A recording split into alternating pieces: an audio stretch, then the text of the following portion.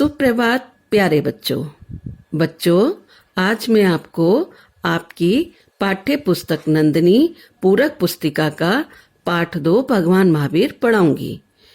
इस पाठ में भगवान महावीर स्वामी के बारे में बताया गया है कि उनका जन्म क्यों हुआ, कब हुआ और कहाँ हुआ। इन्होंने दुनिया को सत्य और अहिंसा का पाठ पढ़ाया। तो आइए पढ़ते हैं बच्चों पाठ 2 भगवान महावीर। धर्म प्रधान देश भारत में अनेकानेक धर्म प्रवर्तकों ने जन्म लिया है। इन धर्म प्रवर्तकों को भगवान की संज्ञा देना असंगत नहीं होगा। श्री कृष्ण द्वारा कहे गए निम्नांकित वचनों के आधार पर ये महात्मन ईश्वरीय अवतार से किसी अर्थ में कम सिद्ध नहीं होते हैं। यदा यदा हि धर्मस्य ग्लानिर्भवति भारत अभ्युत्थानं धर्मस्य तदात्मानं सृजाम्यहम् परित्राणाय साधूनां विनाशाय च दुष्कृतां धर्म संस्थापनार्थाय संभवामि युगे युगे। अर्थात बच्चों, इस पैराग्राफ में बताया गया है कि भारत एक धर्म प्रधान देश है। इसमें अनेक धर्म प्रवर्तक यानी धर्म को चलाने वाले व्यक्तियों ने जन्म लिया है। इन व्यक्तियों को भगवान का रूप देना कोई गलत नहीं होगा। उन्हीं में से एक हैं भगवान महावीर।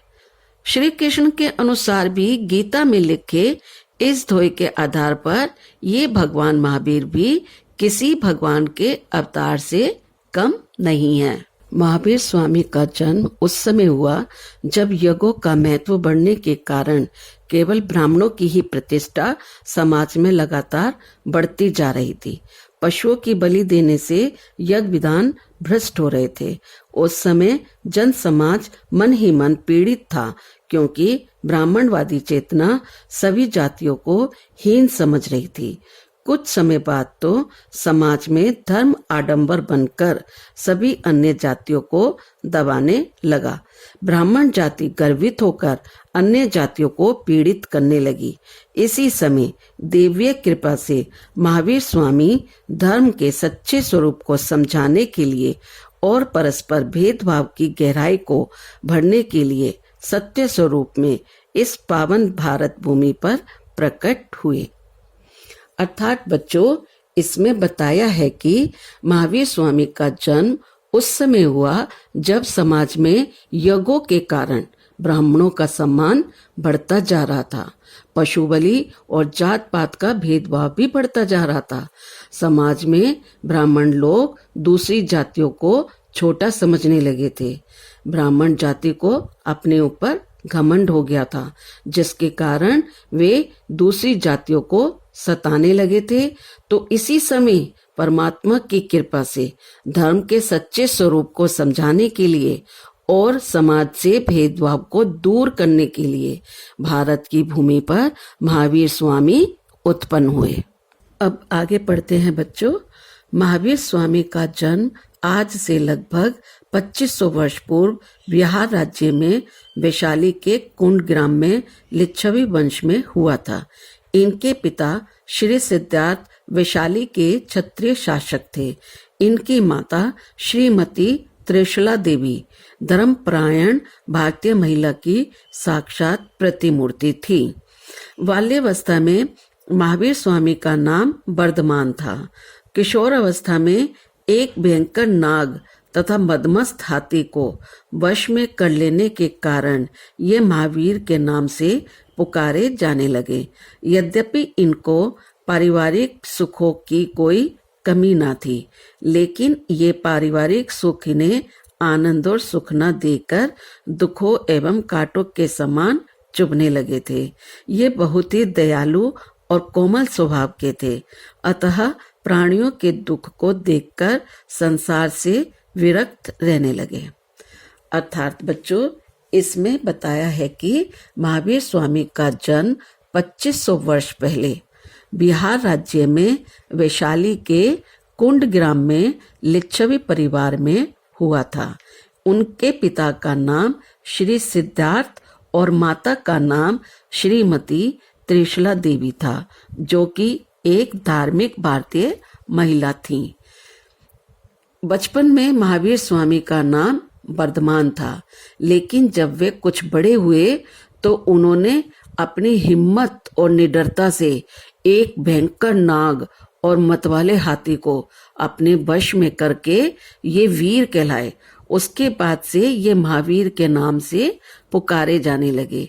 इन्हें परिवार में सभी सुख प्राप्त थे, परंतु इन्हें इन सुखों में कोई आनंद और लगाव नहीं था। ये बहुत ही दयालु और नर्म स्वभाव के थे, इसलिए प्राणियों के दुखों को देखकर इनका मन संसारिक बातों से हटने लगा। अब आगे का पाठ पढ़ते हैं बच्चों। युवावस्था में इनका विवाह एक सुंदर राजकुमारी से हो गया। फिर भी ये गृहस्थ जीवन में बंधी नहीं, अपितु इनका मन संसार से और अधिक उचटता चला गया। 28 वर्ष की आयु में इनके पिताजी का स्वर्गवास हो गया। इससे इनका विरक्त मन और खिन्न हो गया। ये इसी समय संसार से वैराग्य लेने के लिए चल पड़े थे, लेकिन बड़े भाई नंदीवर्धन के आग्रह पर 2 वर्ष और गृहस्थ जीवन में जैसे तैसे काट दिए। इन 2 वर्षों के भीतर महावीर स्वामी ने मनचाही दान दक्षिणा दी। लगभग 30 वर्ष की आयु में इन्होंने संन्यास पथ को अपना लिया। इन्होंने इस पथ के लिए गुरुवर पार्श्वनाथ को अपना अनुयायी बनकर लगभग 12 वर्षों तक अनवरत कठोर साधना की थी। इस विकट तपस्या के फलस्वरूप इनको सच्चा ज्ञान प्राप्त हुआ। अब ये जंगलों की साधना छोड़कर शहरों में जनमानस को विभिन्न प्रकार के ज्ञानोपदेश देने लगे। अर्थात बच्चों, इसमें बताया है कि जब ये जवान हुए यानी कि बड़े हुए तो इनका विवाह एक सुंदर राजकुमारी से हो गया, लेकिन फिर भी इनका मन गृहस्थी में नहीं लगा, बल्कि संसार से इनका मन और हटता चला गया। जब ये 28 साल के हुए तो इनके पिता की मृत्यु हो गई। इससे इनका मन और उदास रहने लगा और घर छोड़कर जाने लगे। तब बड़े भाई नंदीवर्धन के कहने पर इन्होंने 2 साल और परिवार में रहकर काट लिए, लेकिन 30 वर्ष की आयु में इन्होंने संन्यास यानी साधु बनने का रास्ता अपना लिया। इन्होंने साधु बनने के लिए 12 वर्षों तक कठोर तपस्या की। गुरु पार्श्वनाथ को अपना गुरु बना लिया। 12 वर्षों की कठोर तपस्या के बाद ये शहरों में जाकर लोगों को ज्ञान का उपदेश देने। बच्चों, हम आज ये पाठ यहीं तक पढ़ेंगे, बाकी का पाठ अगली क्लास में पढ़ाऊंगी। अब आप इस वीडियो को बाद में भी कम से कम 2 बार ध्यानपूर्वक अवश्य सुनेंगे, ताकि आपको पाठ अच्छे से समझ आ जाए।